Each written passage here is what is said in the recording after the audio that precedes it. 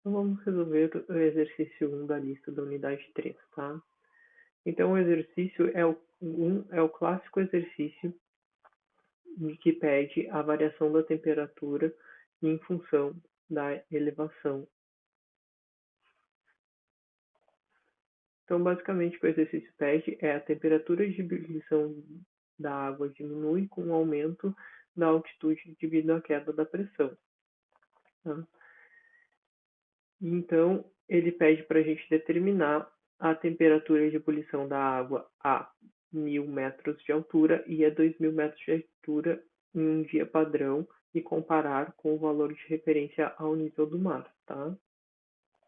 E aí, para resolver esse exercício, nós vamos basicamente olhar a tabela 3A do livro do Focus. Aí na tabela vocês vão achar ali valores de elevação, que vão estar em metros. Depois vocês vão achar valores de pressão divididos pela minha pressão ao nível do mar, minha P0. Então, se a gente dividir, pegar esses valores, esse valor aqui, e multiplicar pela minha pressão ao nível do mar, eu vou obter a pressão absoluta, que vai estar variando a altura do meu fluido em relação a uma elevação. E com isso nós vamos ter a temperatura de saturação do meu líquido em função da altura e da pressão. Aí nós podemos fazer um gráfico, então, de temperatura de saturação em graus Celsius por pressão em quilopascais, tá? E aí, então, vamos fazer um gráfico com esses valores. Aqui eu tenho mais ou menos 90, que vai ser a minha temperatura mínima ali, né? E ela vai ir até mais ou menos 100 graus Celsius, tá? E aí aqui eu tenho o ponto esse, que foi que a gente calculou a 2.000 metros, tá? Ele vai ser aproximadamente aqui 80 quilopascais. E aí depois aqui eu tenho esse outro ponto, que é aproximadamente 90 quilopascais, tá? Para uma temperatura de 100 graus, de 96,6 graus, tá? E aí então a 100 graus Celsius eu tenho 101 quilopascais, a 96,6 graus Celsius eu tenho 96,6 quilopascais e a 93,2 graus Celsius eu tenho 79,3 quilopascais. E aí, se eu calcular então a tendência de temperatura dessa reta, eu vou ter que a temperatura de saturação da água vai variar cerca de 3,4 graus Celsius a cada 1.000 metros. E aqui, então, um gráfico com algumas montanhas famosas no mundo. Tá? Tem o Monte Everest, que está a cerca de 8.800, quase 9.000 metros de altura. Eu tenho o Monte Longo no Canadá, que está a praticamente 6.000 metros de altura. E aí depois eu tenho algumas montanhas menores e algumas cidades aqui dos Estados Unidos. Tá? E aqui fala mais ou menos qual que é a temperatura de ebulição da água para fazer um chá em cada uma dessas cidades, tá? E aí, comparando então com o valor de referência do nível do mar, a gente vai ter que a gente vai ter uma variação de aproximadamente 3,4 graus Celsius a cada 1.000 metros, que a gente vai subindo a partir do nível do mar. O problema 2 da lista de vocês, tá? Ele dá um tubo, como mostrado nessa figura aqui, e aí ele diz que ele está cheio de mercúrio, essa região aqui está cheia de mercúrio, e ele pede para calcular a força que está sendo aplicada aqui, essa força F que está sendo aplicada aqui, tá? É o que a gente quer saber. Então vamos primeiro ver como que esse fluido, esse problema se comporta, tá? Nós temos um peso aqui, está sendo aplicado aqui nesse cubo, que eu vou chamar de W, tá? E aí aqui nós vamos ter a força de empuxo que vai estar atuando no sentido contrário, tá? E aí eu chamei aqui de força P1, tá?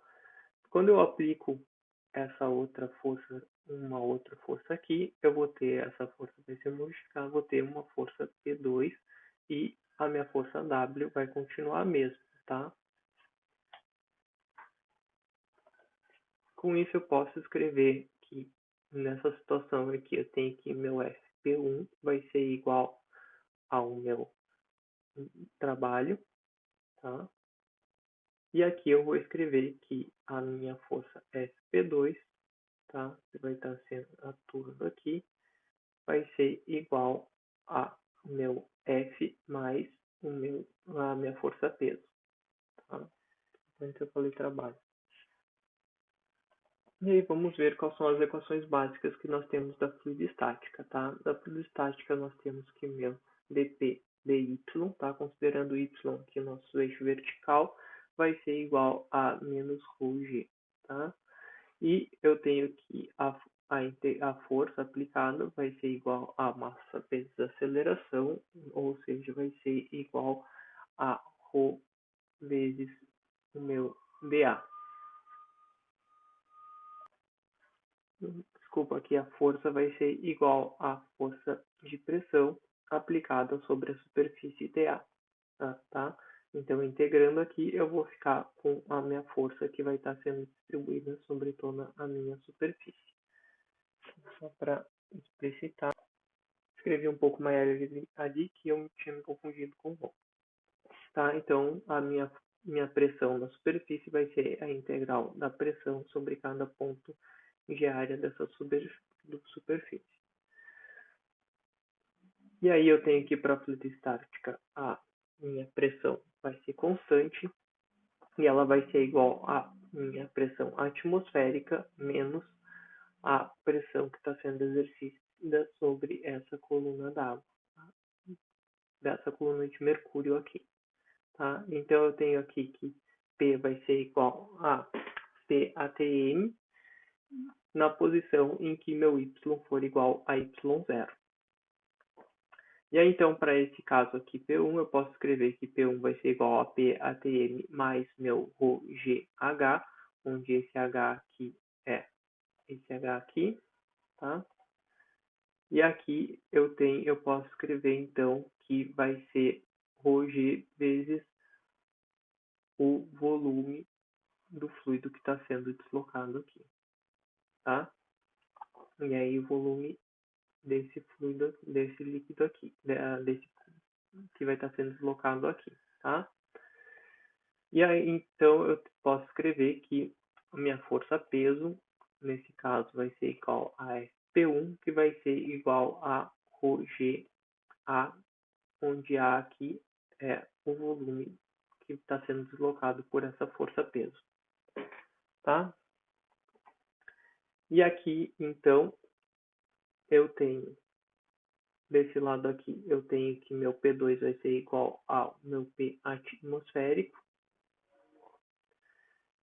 porque ele está sobre meu nível Y0,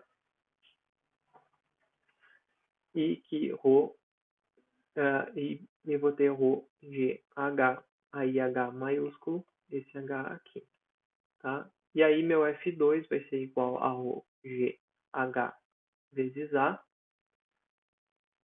sobre a área total que está em contato aqui nesse fluido, tá? E aí eu vou ter aqui, então, meu F, tá? Esse F aqui, eu vou passar ele para cá, ele vai ser igual a quem? Vai ser igual ao meu FP2, tá? E aí eu passo a força-peso para cá, menos a minha força-peso, tá? E aí eu tenho todas essas informações. Eu vou ter que meu ρ GH A menos meu ρ GHzinho A vai ser igual, então, a ρ GA multiplicado por H menos Hzinho, tá? E aí eu tenho aqui, se eu olhar na tabela A1, eu vou ter que meu SG do mercúrio a 20 graus Celsius vai ser igual a 13,54, tá? E eu tenho que o Rho da água é cerca de 1.000 kg por metro cúbico, tá? E aí, então, eu vou substituir aqui esse Rho, eu vou substituir por SG de mercúrio vezes Rho da água, tá? A gravidade aqui a gente tem, a área desse meu cilindro aqui, ela vai ser πr ao quadrado. Então, eu vou ter, em função do diâmetro, eu vou ter π quartos do meu diâmetro ao quadrado, tá? E aí aqui eu posso calcular utilizando esse diâmetrozinho aqui, ou o diâmetro do que nos foi informado aqui, tá? E aí eu vou ter, então, aqui Hzinho, também nos foi dado, e Hzão também nos foi dado, tá? E aí basta aplicar essa equação e a gente vai obter uma força de aqui 1.000 vezes o SG do mercúrio vezes a nossa gravidade vezes a nossa área, voltando no quadrado, vezes a nossa área vezes aqui Hzão menos Hzinho vezes 10 na menos 3 para que seja em milímetros, tá? E aí a gente vai obter uma força de 4,6 newtons. Então vamos ver agora a questão número 3 da lista de exercícios. A questão número 3, ela fala que um manômetro indicou uma pressão de 0,25 megapascais nos pneus do freio de um carro em uma altitude de 3,5 mil metros sobre uma montanha.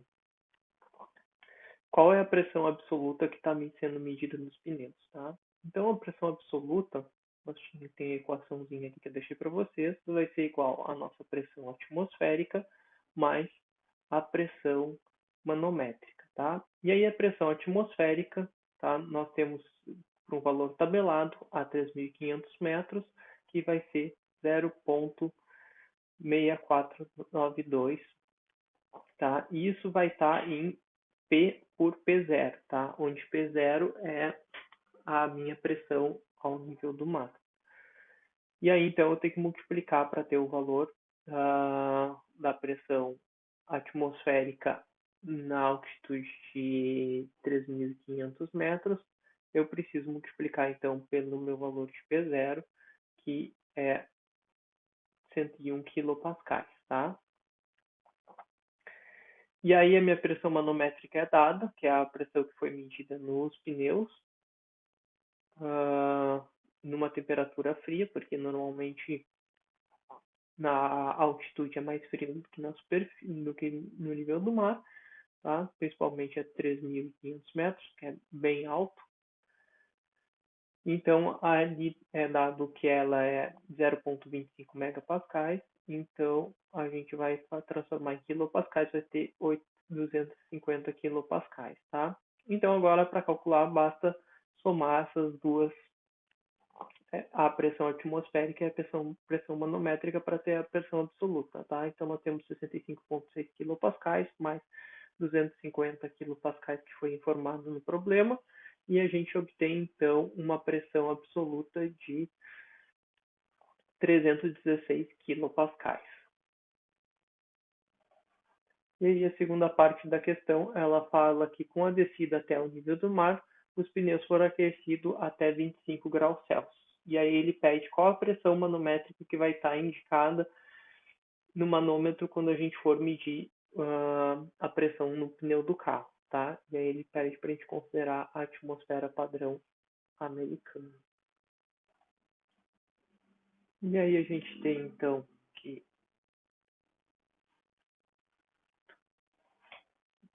P manométrico em y igual a y0 é o que eu quero descobrir, tá? E aí eu tenho que meu PV igual a NRT, que é a lei dos meus gases ideais. Se eu considerar como gases ideais, tá? Eu vou ter aqui que o meu volume, como ele está contido dentro do pneu, ele não variou de 3.000 metros até zero, tá? Então ele vai ser constante, meu N também não vai ter variado e meu R também não. Então eu posso escrever que isso vai ser constante, logo meu P sobre T vai ser constante, tá? Então essa propriedade vai ser conservada. Com isso eu posso dizer que meu P em Y0 dividido pelo meu T em Y0 vai ser igual a meu P a 3.500 metros e divididos pelo meu T a 3.500 metros. E aí, como que eu descubro o meu T a 3.500 metros? Ele fala ali que é para considerar a atmosfera padrão americana, e aí eu vou pegar o valor que está tabelado no livro do Fox, na tabela A3, tá? E aí, então, eu vou ter que ter a 3.500 é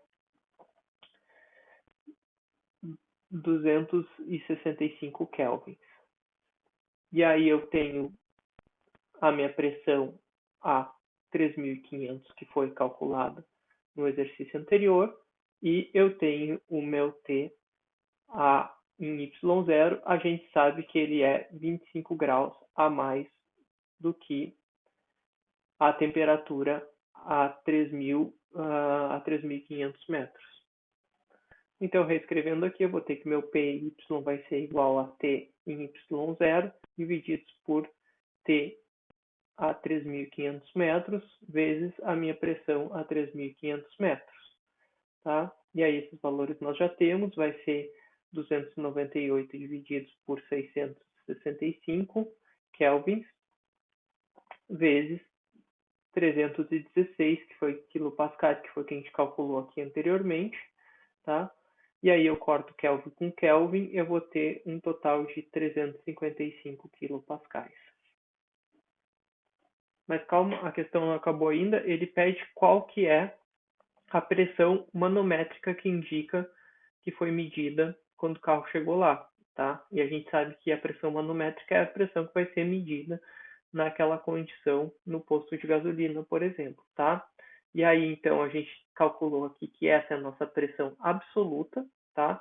E aí, a nossa pressão manométrica vai ser igual à nossa pressão absoluta menos a nossa pressão atmosférica, tá? Que vai ser igual aos nossos 355 quilopascais menos os 105 quilopascais, que é a atmosférica. Logo, meu PM vai ser igual a 254 quilopascais. Ok? Isso resolve a nossa questão. Questão número 4. Nós temos um nanômetro de tubo de vidro com diâmetro D, tá? E ele está parcialmente enchido com água. E aí depois é adicionado um volume de 3,25 centímetros cúbicos de óleo de merilão, tá? E aí ele pede para a gente calcular essa altura H, e ele também fala que o tubo as duas extremidades estão abertas para a atmosfera, tá? Então aqui está o valor H que ele quer que a gente calcule, e aqui eu vou pegar os pontos de controle que eu tenho no meu fluido, tá? Então daqui até H eu vou dizer que eu tenho uma distância de L até H, onde aqui eu tenho uma distância de L.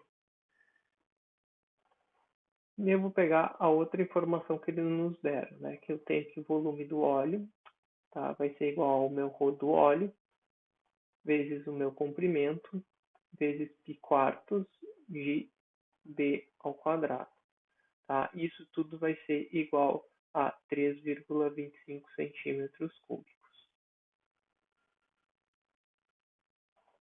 Então aqui eu vou pegar a nossa velha equação da hidrostática, né?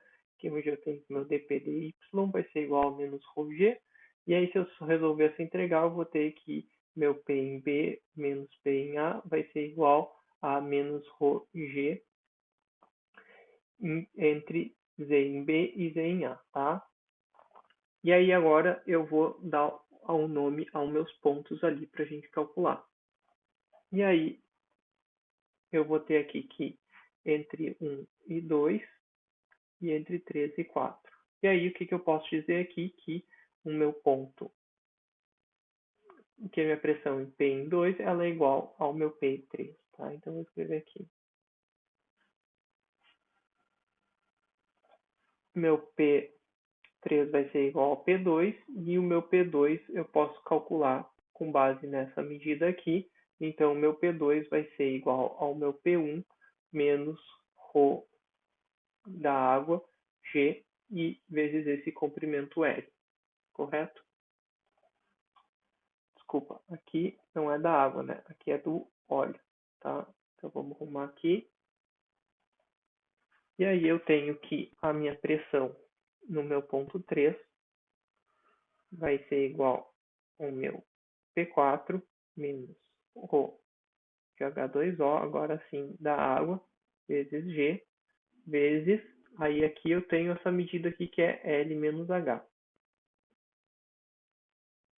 Tá? E eu sei que P2 é igual a P3, tá? Então eu vou dizer que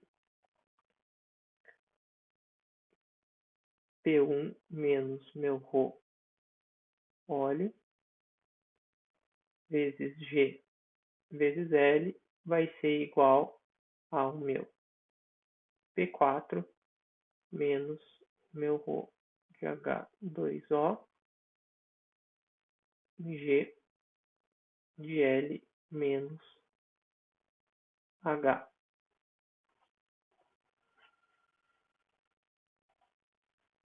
Mas eu sei que, como eles estão abertos, esse fluido está aberto, tá? Eu vou ter que o meu P1 ele vai ser igual ao meu P ATM e o meu P4 vai ser igual ao meu P ATM. Então, P ATM menos P ATM, eu posso cortar esses dois.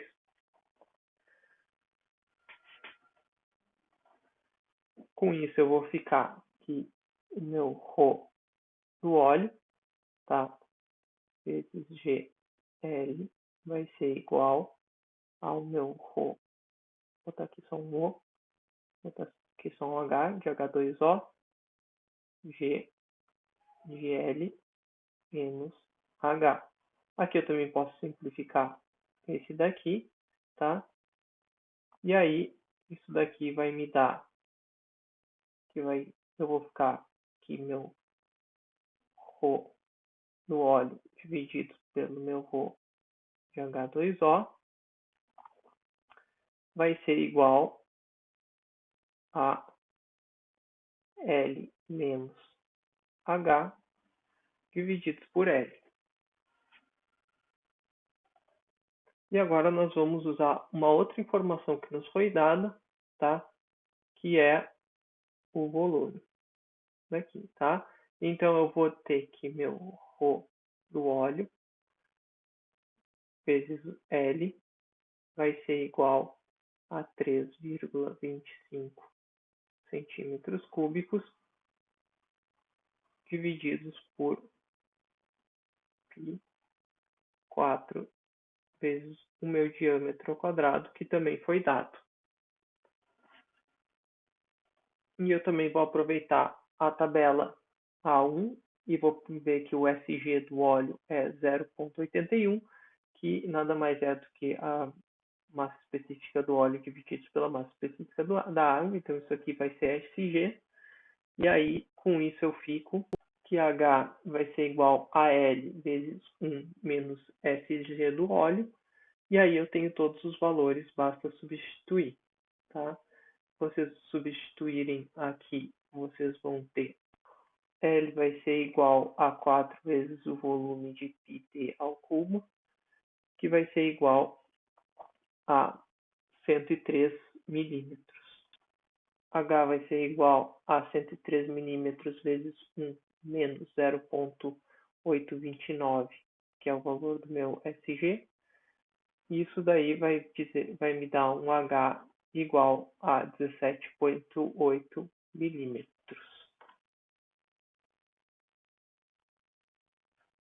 ok? E isso responde à questão número 4. Problema número 5 é muito semelhante. Ele dá um manômetro com dois líquidos distintos que ele não especifica quais são esses dois, tá? Ele só fala que a densidade relativa, o meu SG é 0,88 e que no meu líquido B, meu SG vai ser 0,95. E aí ele pede para calcular a deflexão H quando a diferença de pressão aplicada entre P1 e P2 for igual a 860 pascais. Então, eu vou passar um pouco mais rápido por esse problema, ele é muito parecido com o problema anterior, né? Nós temos nossas duas principais equações da fluidostática, vamos ter que dp dy vai ser igual a ρg, e aí meu ΔP vai ser igual a ρg vezes meu ΔY, tá? Que vai ser essa minha variação da minha altura em y.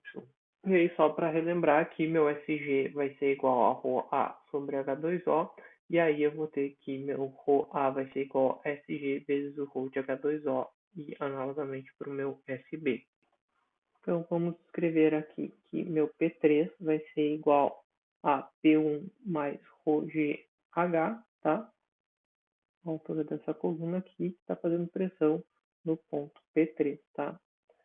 E aqui eu vou ter que no meu ponto P4, esse ponto aqui vai estar fazendo pressão nesse daqui. Aqui, o que interessa é apenas a diferença entre P1 e P2, tá?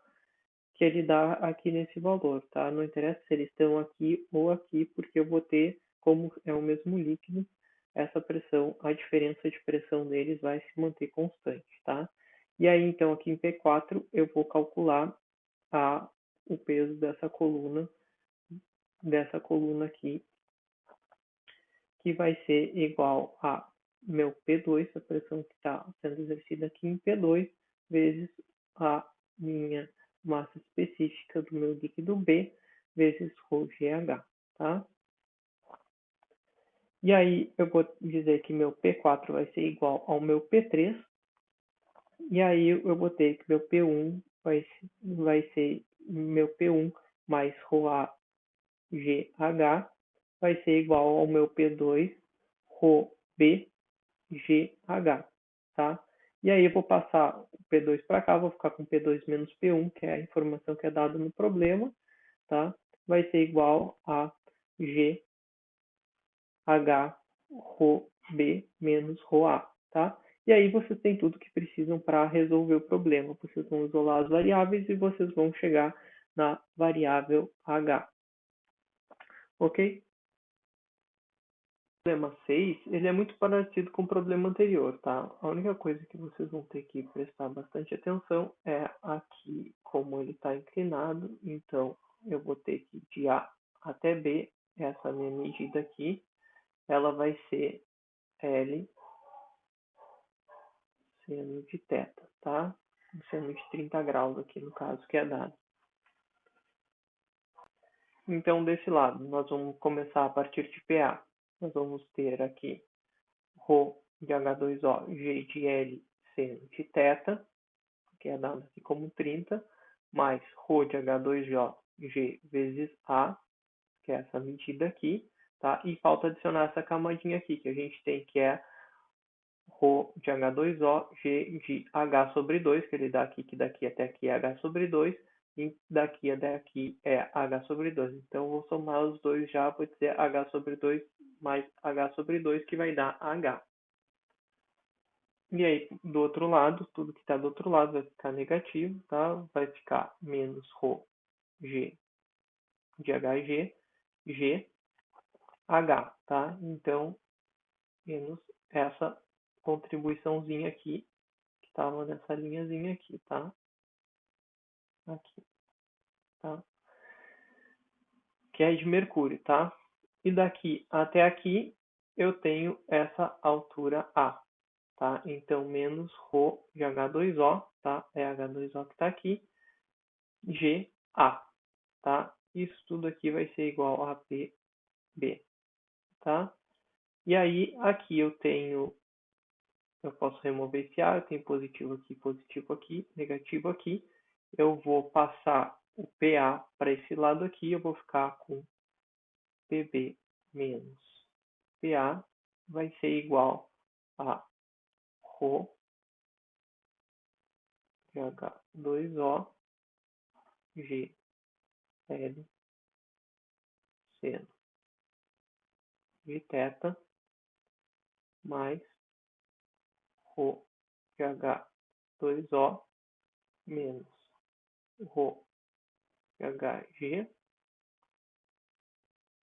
tá? Isso tudo multiplicados por GH, tá? Aí esse valor aqui vocês podem buscar na tabela, tá? Aqui tem H2O, H2O, vocês podem ainda dividir tudo por H2O e calcular em SG, por exemplo, tá? Como achar ficar mais conveniente, tá? Aqui, e aí vocês podem simplificar um pouco essa equação, tá?